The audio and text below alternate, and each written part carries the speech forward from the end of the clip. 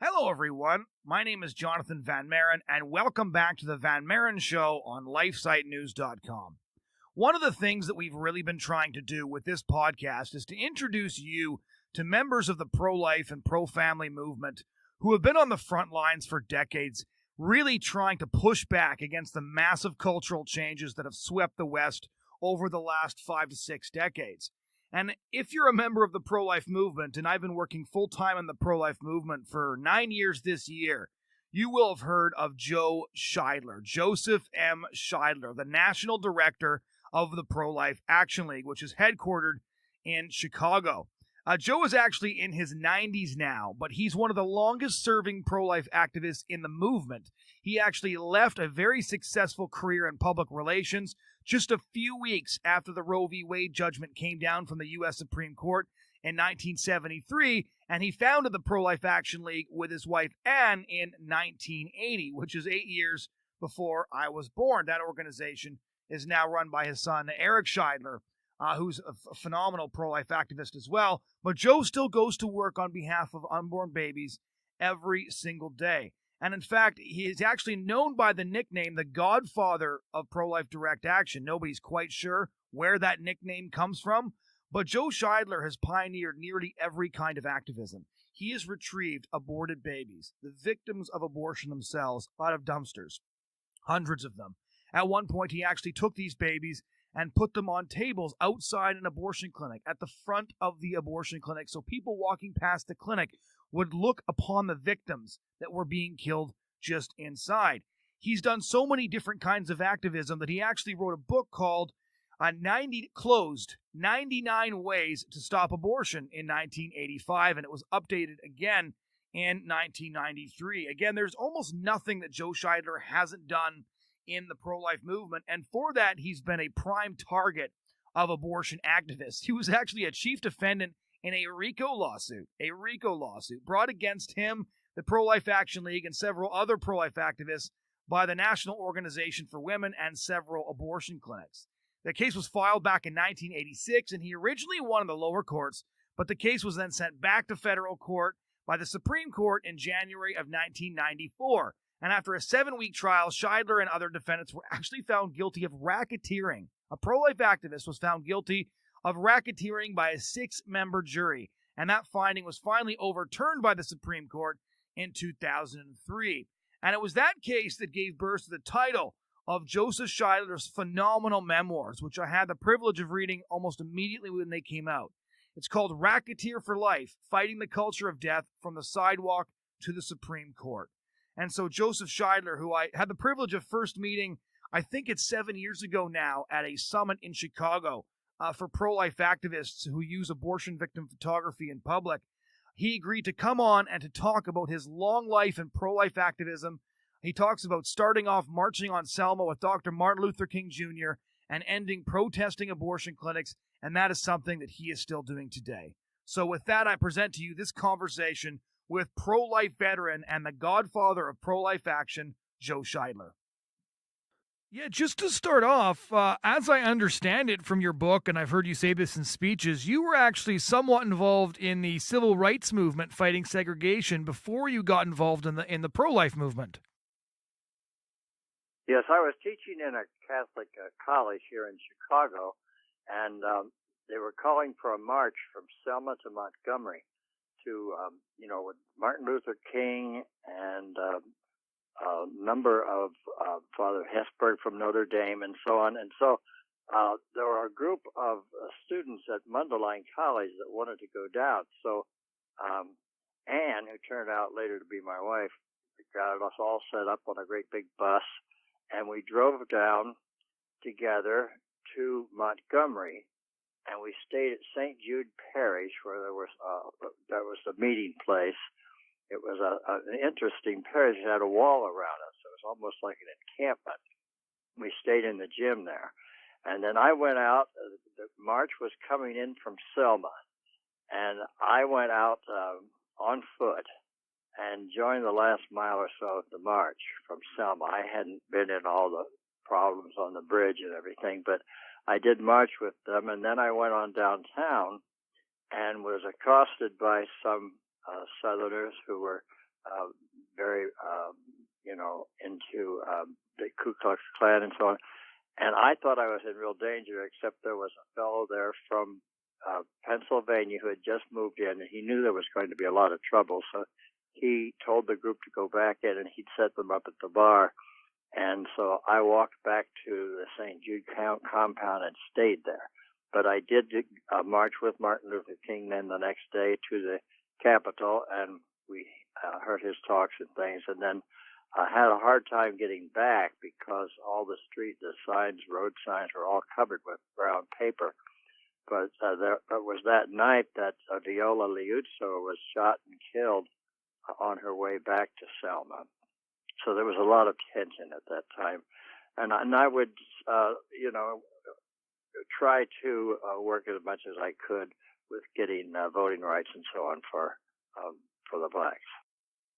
So when did you get introduced to the pro-life movement side of things? Because in the 60s, abortion was just starting to become an issue on the state level in a bunch of different places like California and New York. But when did you become aware of abortion as another one of the great human rights issues and the human rights issue that would eventually define your life?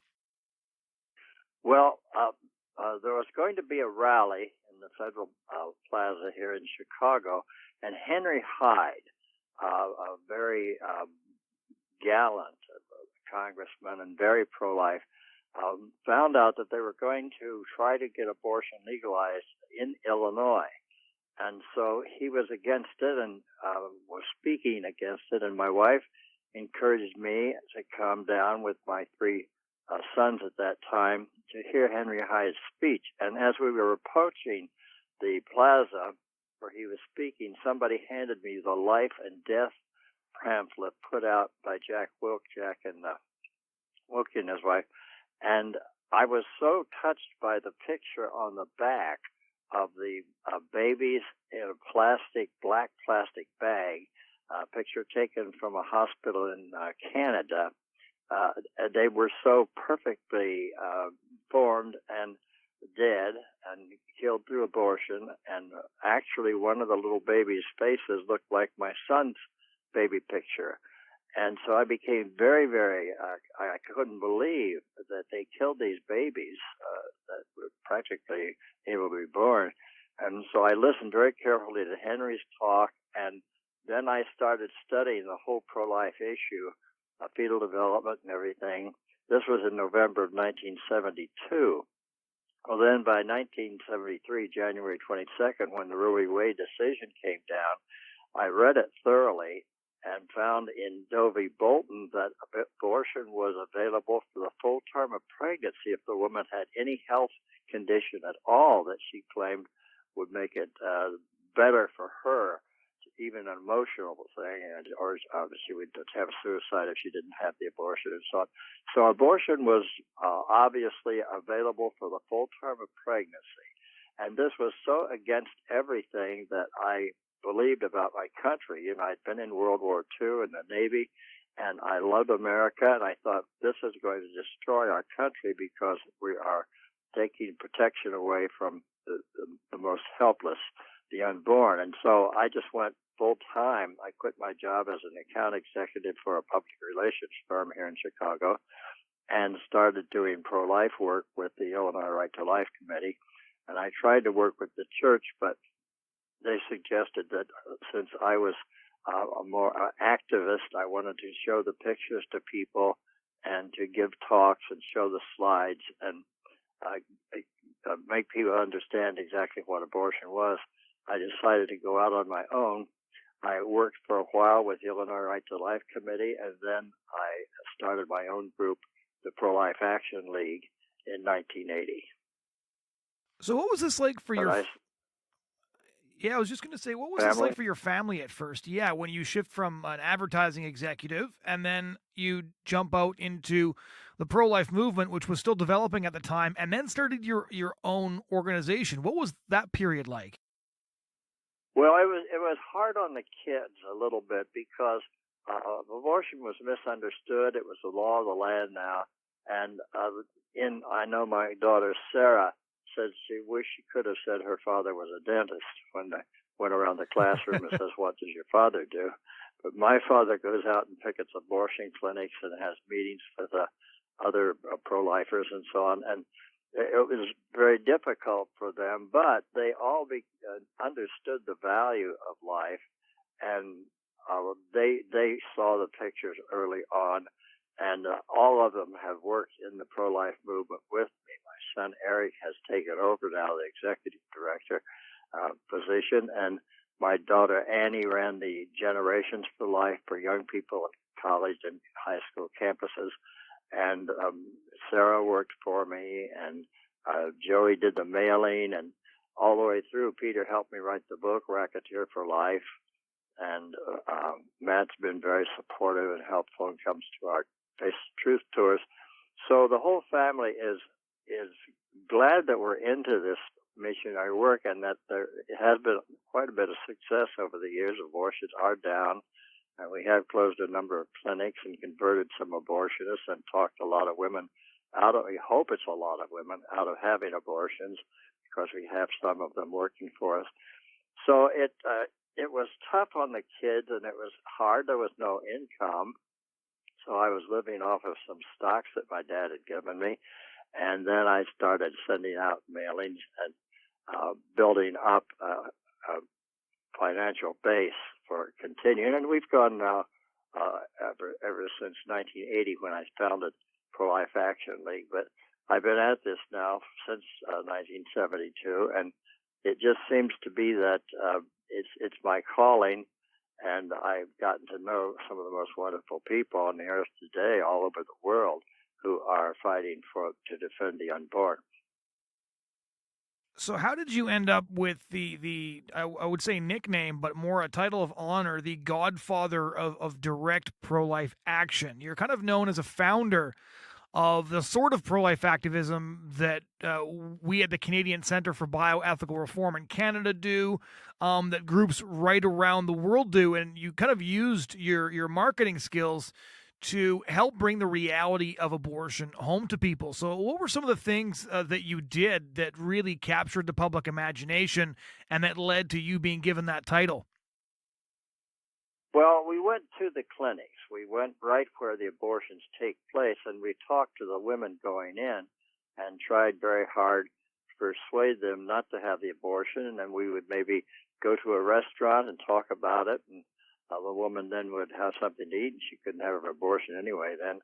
And we also had Face the Truth. We would take these signs and blow them up real big to like 4.5, 5 feet high, and hold them along the intersections of very busy streets and highways.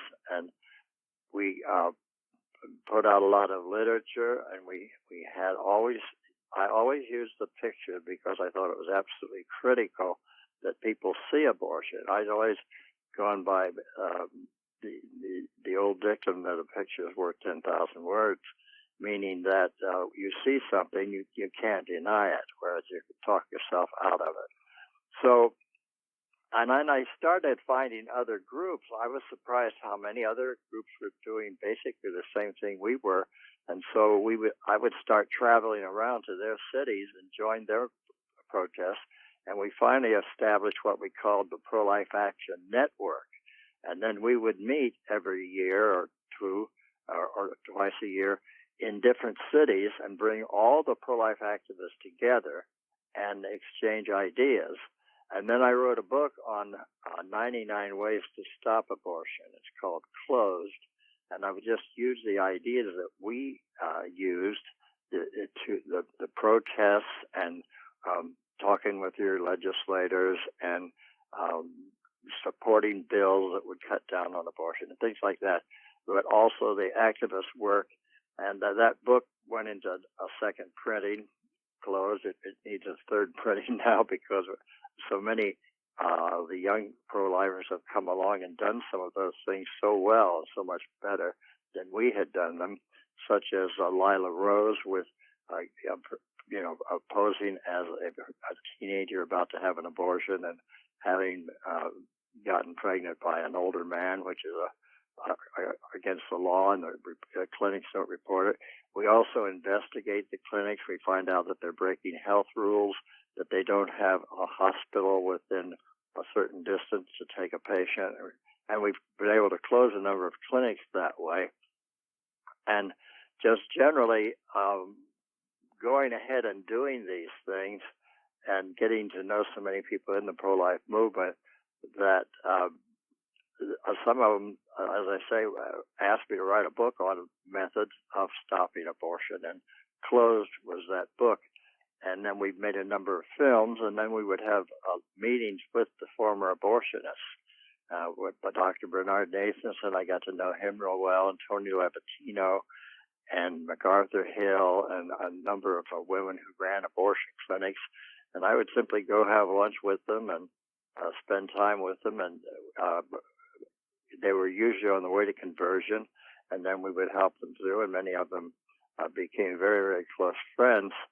And a lot of them, I'm a Catholic, and a lot of these former abortionists did come into the Catholic Church, I think to a great extent because of the sacrament of penance, that there's a real certitude there that your sins are forgiven and you're back into friendship with God. So it was just one of those things that happened. And then I would always wear a black hat because my own father had always worn a hat. When he died, I put on his coat and hat, and people said I looked like him, and I liked that because he was a good-looking man. I'm not. But the black hat, and then in the summer I would go all white, and I'm 6'4.5", so I'm kind of, big, and sort of aggressive. I always used a bullhorn so that people could understand, within a crowd, just what we were talking about, what we were doing at the clinics, and we would address the abortionists. But I was always opposed to any form of violence, and one of the chapters in my book is about why violence doesn't work, and it can only hurt the movement.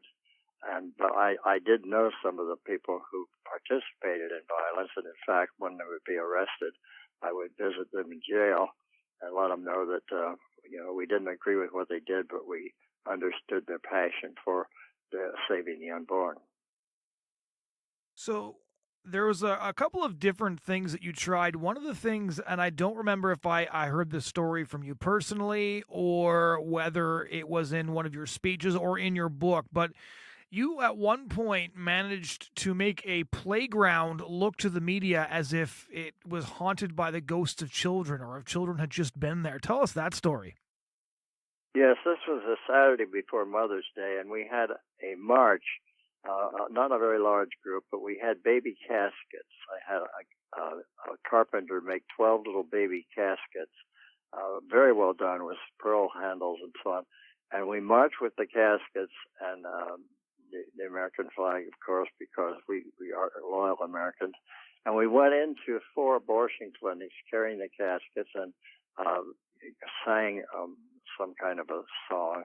And then when we got to the end, the cameras came out. The media were following us.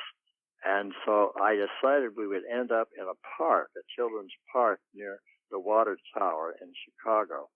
And it just so happened that it had started raining lightly, so there weren't any people in the park. So I ran ahead and started pushing all the swings and the carousels and the horses on the metal sort of wires and things, and got the whole park moving. Everything was moving, and by the time the cameras came, the reporter said, "Get a picture of this park." And so he did a long-range picture and then closed in, showing everything moving, but nobody moving them. And she said, "Where are the children?" Well, the rain probably had kept most of the kids away, but I just said, they've died by abortion and only their ghosts are here. And that did make the evening news because it was Mother's Day, and it was a very graphic image of what abortion is. There's nobody there. The toys are there and no children to play with them. So it was an emotional thing, and I had to compliment the reporter later on for letting that be the lead news story that night, because it was a very graphic way of describing abortion. Speaking of graphic, you are one of a handful of pro-lifers that have actually handled the bodies of aborted babies. You quite famously went through dumpsters with Dr. Monica Miller, who based most of her own book. Right.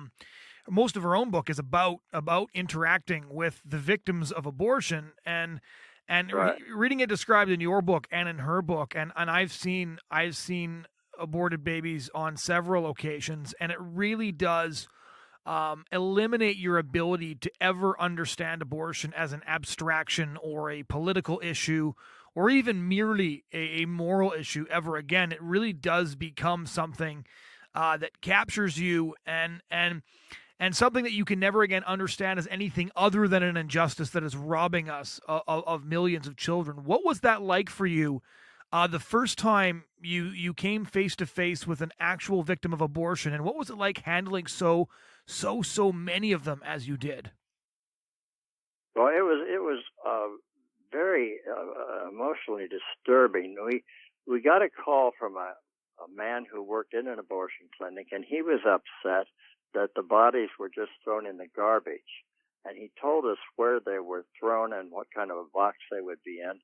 And so we started going downtown at night and getting these boxes, and then we would take them to my garage, and we had a table, we had a pathologist there, and opened them up. And of course, it was disheartening to see these tiny little people, and some were quite big. There were some that were late-term abortions, and there were twins, and we photographed them, and Monica photographed hundreds of them, and then we began finding them in a laboratory where they were being sent to be checked, for to see if there was anything maybe wrong with the woman. I don't know just what the point was, but then when they would be finished with them, they put them in a great big barrel and put it on the platform to be carted away to the junkyard.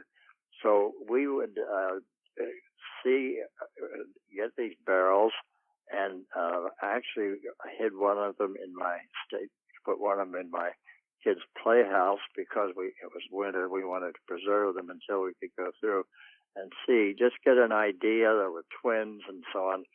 And Monica's book, Abandoned, is one of the best descriptions of the abortion find. And then they were discovering all over the country. There was an abortion find in California, and we used a number of those pictures and blew them up. And I used one once at the NCCB Bishops meeting here in Chicago. Had it blown up in the floor where they were having their meetings, so that they had to see how ugly abortion was. And the particular picture I used, the baby looked as though it was on a cross, because the paper towels had crisscrossed in such a way, and the baby was right in the middle. And I asked UCCB, why have you abandoned me? Because the bishops weren't really making abortion as much an issue as we thought they would, and that they should have been doing.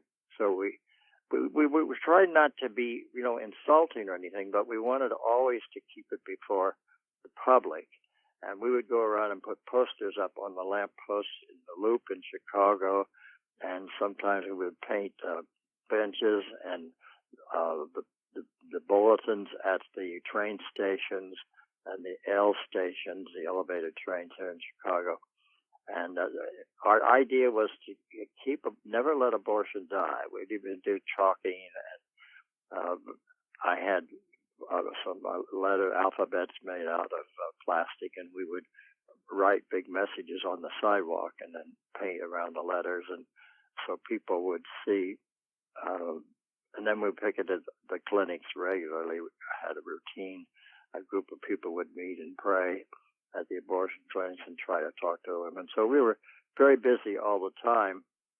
And a lot of people, we learned from them and they learned from us. And we had a group come in from St. Louis to show how they went into the clinics and sat and talked with the women. And we had a diagram. We'd get diagrams of the clinics in Chicago so we'd know where to go. And it was all pretty well worked out. And of course, we had to pay a price for that. I was sued as a racketeer, and I had to put my home up for collateral. And so I didn't even own my home for a number of years because I couldn't pay. They wanted a $250,000 bond. So that went on for a number of years, about 17 years. We went back to the Supreme Court 3 times, which is, I think, a historical first. But Scheidler now versus Scheidler, and then Scheidler versus now, when we finally sued them, and we won that case. So, but it was a racketeer case, and so when I was exonerated, I still kind of liked the title of being a racketeer for life, because it's triple damages and all that, and it was a fake charge, but it was noteworthy, lasting 23 years. And through that time, we were in court back and forth and spent a lot of money. And in winning it, we made it impossible for the abortionists to use that particular law against pro-lifers, although they try other things. What was the logic behind charging you as a racketeer? Well, at first they charged me as violating the Sherman-Clayton antitrust laws, and we spent a year in court on that, and it went nowhere. There was no way they could show that I had violated the antitrust laws, and so they amended it to racketeering, and we didn't think that they could use racketeering laws against a social movement, because we don't make money. And racketeers, have middlemen and so on, and they actually gross a lot of money through criminal activity, usually with a middleman. But we went to the Supreme Court and challenged the court on that charge, that we could not be found, they could not use racketeering against us, but the court approved, I think it was 8-1, that they could use the racketeering. Now that was unanimous, where they could use racketeering. And so that was the case then, and they would bring in what we call Miss Hollywood and all kinds of false witnesses that would lie about what we did and how we hurt people and hit them with signs and so on. And we even had one of their witnesses, we called her Miss Hollywood because she was so good, so impressive. And it's hard to show that you didn't do something unless you have a film of it. And we found later on some of these charges they'd made against us, and given a location and a clinic and a client, so they're all false. But the jury ruled unanimously against us, and then that's where we had to go back for an appeal. The appeal, we won in the Supreme Court, came back to the lower court, and the lower court would not accept it. They said the 3 predicate acts had been omitted, and so we had to go back for a third time to the Supreme Court. And in that decision, it was unanimous that we were not racketeers, and we finally had a settlement with NOW, National Organization for Women, that had brought the charges. Speaking of the Supreme Court, you actually once had a chance to meet the man who authored Roe v. Wade, didn't you? Let's see, Roe v. Wade was... Harry Blackmun. Harry Blackmun. I mean, I did meet Blackmun, yes. Blackmun came to Chicago. He's from this area, and he came up here to give a talk. And so we got into the reception line, and I said, Justice Blackmun, what you've done is so grievous. We see these women and how they suffer after the abortion and so on. And I said, I just want you to know that we're praying for you, and but you made a terrible mistake in writing a decision permitting abortion, which is against everything this country stands for. And then he didn't answer me. He went on to the next person, where we had a whole row of people that we had gotten in. We were dressed up, and we got tickets to the banquet. Somebody gave them to us. So after about the third person, Pat Truman, who now works against the pornography, finally Blackmun discontinued the reception line, but we had a table right in front of his speaker stand, and he was very careful not to even bring up the issue of abortion. And then I met Brennan and different ones of the Supreme Court that had been involved. And it just short visits, but just to let them know that we were going to fight abortion until it was no longer the law of the land. Because it violates everything we stand for. You know, we say that all men are created equal and they're endowed with the right to life. And that's, we're all people whenever we exist, whatever form. And so the unborn had been protected. There'd been laws against abortion for almost all the states. And then the Supreme Court found in the penumbra some kind of a right to abortion, and it's not there. So it has to fall. Even Sandra Day O'Connor has said that it's on a collision course with itself. And Rehnquist, I believe it was, or White, that said that it was cut from whole cloth. It was a constructed law that doesn't exist. And if we can simply, now that we're getting a Supreme Court maybe that would rule favorably to overturn Roe v. Wade, and I think that will happen probably in the next year or two. When you were running Pro-Life Action League back in the 80s, pro-life leaders were actually invited to the White House to meet with Ronald Reagan, weren't they? Yes. And what was that? What was that like? Reagan. It was very, very, very impressive because Reagan was dynamic and an extremely friendly person. And when he came into the room, it just electrified everybody. And I fortunately was sitting straight across from him and had a bottle of his jelly beans that were so popular, those tiny little beans. And of course, he had a jar of them, but everybody took theirs from me because, and we shook hands and had a nice little conversation. And he told us how dedicated he was to the pro-life effort. And of course, he wrote a book, on pro-life, and he was very easy to work with. We didn't get everything we wanted, but he appointed, he was on our side all the way. And in fact, I sent him when they set up his museum, I sent the young years, a coin set from 1911, his birth year, with a baby picture of him that I'd gotten from an article in a magazine. And it's on display, or at least it was last time I was there, at the Reagan Presidential Museum. So looking back over, the decades you spent in the pro-life movement, you've met so many people, you've seen so many things, you've been part of the movement from almost its very beginning all the way until now. So what would be your greatest disappointments throughout your career, and then after that, what would be the greatest victories, the things that were most encouraging, most satisfying? Well, disappointment was in people that we thought were pro-life and turned out to be unhelpful, and that would be all through your mostly political leaders and religious leaders who see so many of the mainline churches support abortion and actually have a religious coalition for abortion rights. That's been a real hard one for me, to find people that believe in God and believe in many of the things that the Catholic Church teaches, and yet to have no respect for the unborn. When it's obvious there's science and everything else that it is a human being with the right to life. And so many churches have gone against that.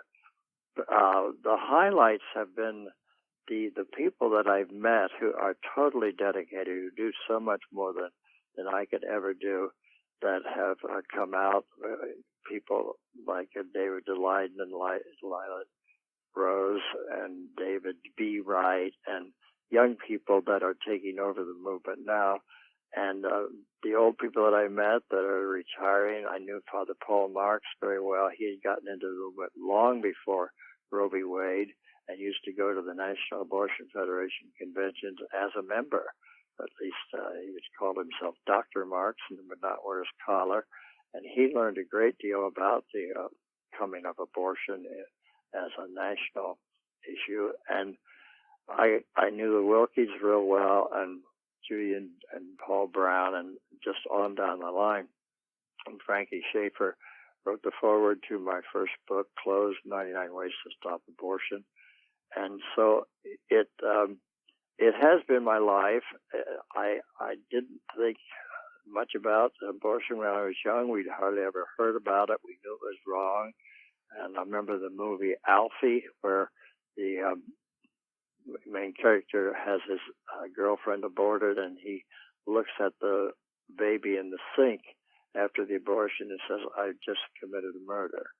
And the poor little thing, his own child, has been killed, and he's paid for the killing.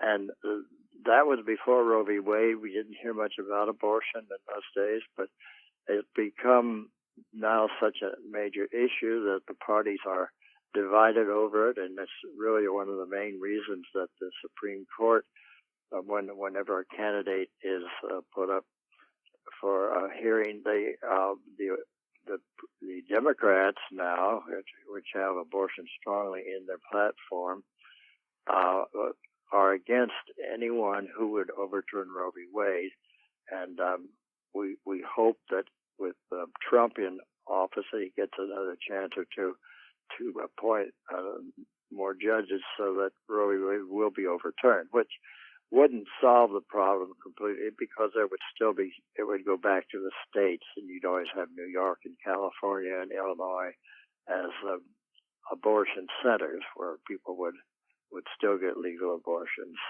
statewide.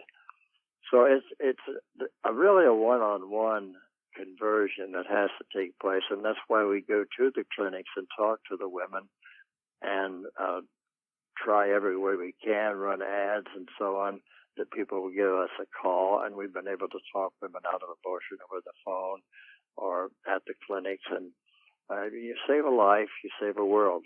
So we it just had, our most precious value in the whole of creation is the human being, made in the image and likeness of God, with an eternal destiny.